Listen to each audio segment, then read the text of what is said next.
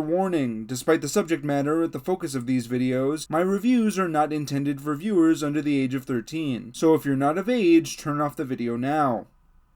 Are they gone? Great, let's get to the intro already.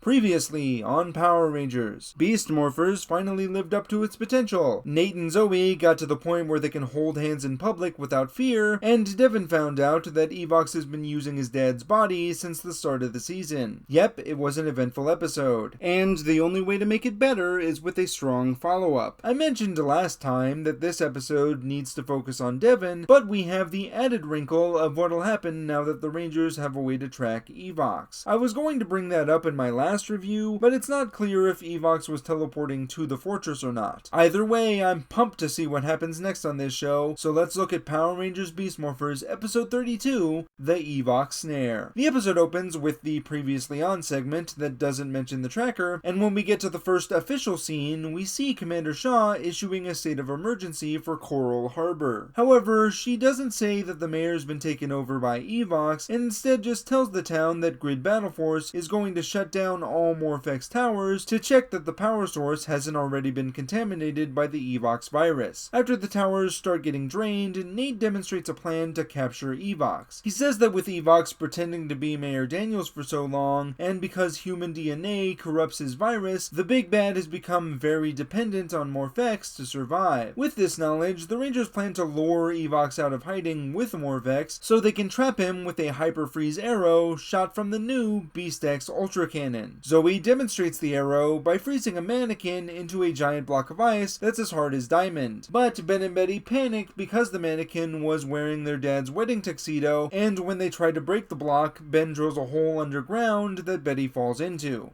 Anyway, Devin asks how the Rangers are going to save his dad after capturing Evox, but Nate doesn't have an answer for him. Shaw comes to Nate's defense, telling the Red Ranger that their priority is stopping Evox, and after that the Gold Ranger will work on saving Mayor Daniels. But that answer's not good enough. Realizing that his dad could be frozen forever, Devin rejects Nate's idea, and even butts heads with the Gold Ranger over this, before saying that he'll find another solution on his own. After Devin storms off, Shaw congratulates Nate on a job well done, and as the four Rangers move ahead with the plan, the Gold Ranger mentions that he's working on combining the Beast X King Zord with the Gorilla and Jackrabbit Zords. At the fortress, the villains are watching Commander Shaw's message to the city, and I do mean all the villains. So I guess Beast Morphers just forgot about that whole tracker thing. Seriously, Evox is standing right there and is only worried about getting more Morphex. Either way, Blazebot and Roborox are tasked with getting Morphex before the towers are drained. After the intro, Devin is hard at work researching and comes across a photo of him and his dad that makes the Red Ranger flash back to that heartwarming moment they shared at the car wash. Cruz breaks up the flashback by bringing Devin Ranger records, and Ravi comes in to check on Red's progress. Devin says he found a lead with a Black Ranger that was slowly turning into a cyborg in another dimension, and that the lead scientist there found a way to stop it. That's right, he's referring to Dr. K and the RPM Rangers. Devin goes on to say that he's been trying to get in contact with Dr. K, but she's only been heard from a couple of times over the last decade. That makes sense, it is cross-dimensional communication. That shit cannot be as easy as Ninja Steel made it look.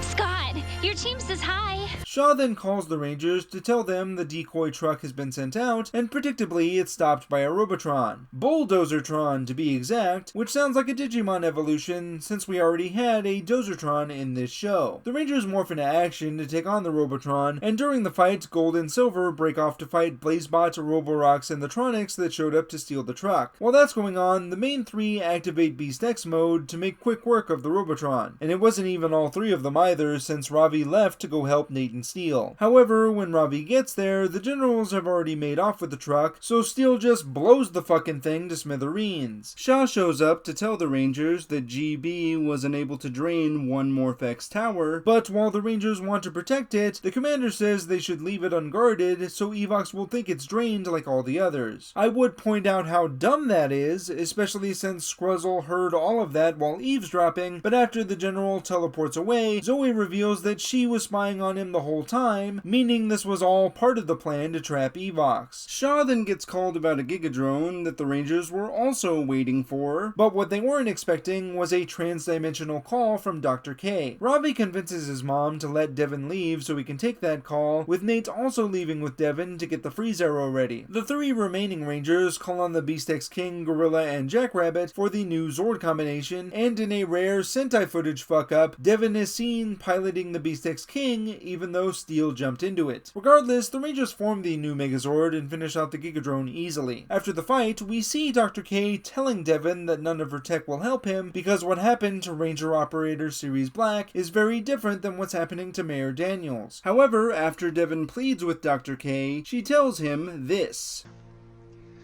A few years ago, I read something. A ranger named Zenowing was trapped in the body of the evil Doomwing. To separate them, his team developed devices called split emitters. Holy shit!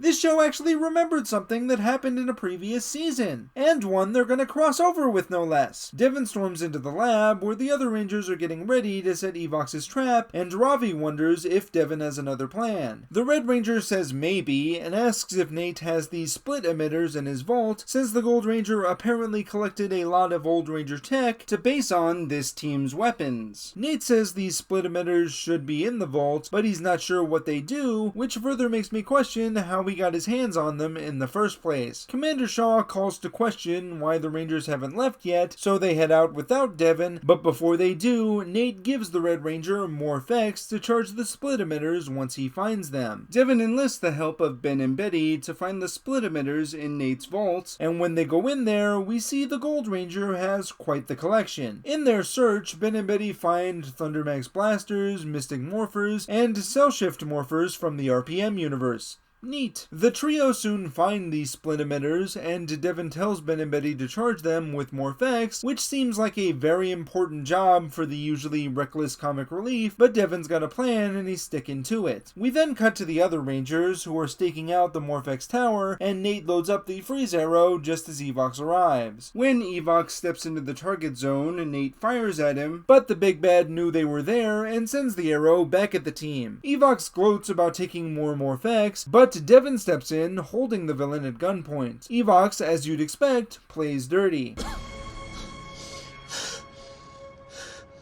Devin, let Evox pass.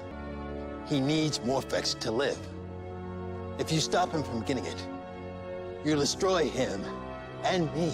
Crafty bastard. The Rangers try to tell Devin that his dad isn't the one talking to him, but Devin lets his father pass by him anyway. However, this turns out to be part of the plan, as Devin calls on Ben and Betty to teleport the split emitters, and once they're deployed, the Red Ranger activates them. Luckily, the emitters work with all forms of life, be they robotic or otherwise, and Mayor Daniels is free from Evox's hold. To add further icing on the cake, Scruzzle screams, "Ay ay ay," as he checks on his master, which is a nice touch. After the villains teleport away, we cut back to GB, which has begun re-energizing the city with Morphex now that the system is clear of any trace of virus. Commander Shaw asks Mayor Daniels what he remembers from his experience as Evox, hoping to get a clue on his next plan, but the mayor just says all of it was a blur after the finale of last season. The Rangers give the credit of the mayor's rescue to Devin, who says that he and his dad are even now that they've saved each other. Zoe then notices the split emitters are gone before we cut to Ben and Betty trying to use the emitters to get their dad's tux out of the block of ice from earlier. General Burke is also there to make sure the job is done, but he stands too close to the emitters when activated and ends up in the block of ice in place of the mannequin. Ben and Betty try to free their dad, only for Ben to be stuck in the ice, at which point Devin shows up to hit the button again, which frees everyone from the ice. And the episode ends with Ben thinking he's been promoted since he's wearing his dad's jacket, which gets a big laugh out of everyone. This episode isn't flawless, less like the last one, but it's still damn good. There are two flaws that keep this one from being perfect. The first is the minor Sentai flub in the Megazord fight, and the other is the major issue of the show dropping the tracker that was implanted into Mayor Daniels. I'm disappointed Beast Morphers decided to let that detail slip when writing this episode, considering it was such a big part of why Evox couldn't return to the fortress last time. Sure, losing it doesn't cause any huge problems in terms of storytelling, but I always hate it when a show forgets key details like that between episodes. However, Beast Morphers made up for that by doing something this show rarely does, which is calling back to specific events in Ranger history. If you remember my tirade about the Secret Identities debacle that took place last season, my main issue with it was Beast Morphers ignoring continuity just to force a moral. That doesn't happen here, thank God. Instead, the show actually uses both references well, since they make sense in the narrative. I love that what leads Devon to Dr. K in the first place is him trying to find a way to separate Evox and his dad, because Nate doesn't know a safe way to do that. After all, the Mayor's virus infection was very different than what happened to Blaze and Roxy. With those two, they had computerized duplicates made of them that took hold of their consciousnesses, so the obvious way to wake them up would be to destroy the duplicates, thus returning the consciousnesses back to their human bodies. However, with Evox and Mayor Daniels occupying the same body, it would be very difficult to destroy one without risking harm to the other. Still, Devon's right to worry that the Gold Ranger might never find a way to separate Evox and Daniels, which means his dad is as good as dead anyway. Sure, what happened to Dylan in RPM isn't exactly what's happening to Mayor Daniels, but in Devon's desperation, I can see why he'd want to investigate it. After all, it's the closest comparison he has in the Ranger archives. What I'm more impressed with, however, is that Dr. K was not only able to communicate with other dimensions, but also knew enough about Dino Charge to reference Xenowing and the split emitters, since that takes place in another universe separate from Devon and hers. Initially, I was curious how she even knew about separate dimensions, since quantum theory was way off her radar in RPM, but the answer to that question is fairly simple if you look at Clash of the Red Rangers.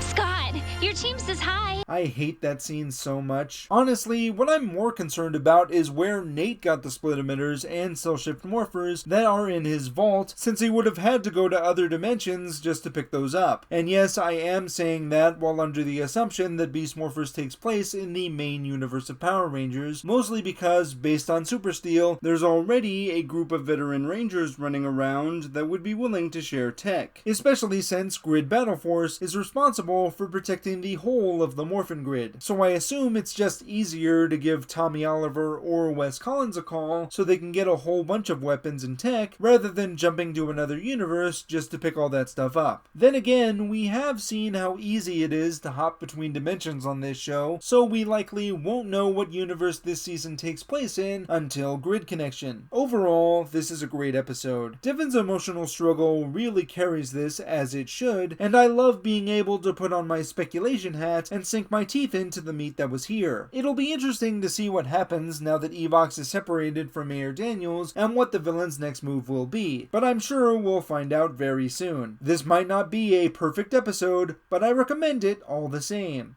I'm Nick, aka IronBat1993, and may the power protect you.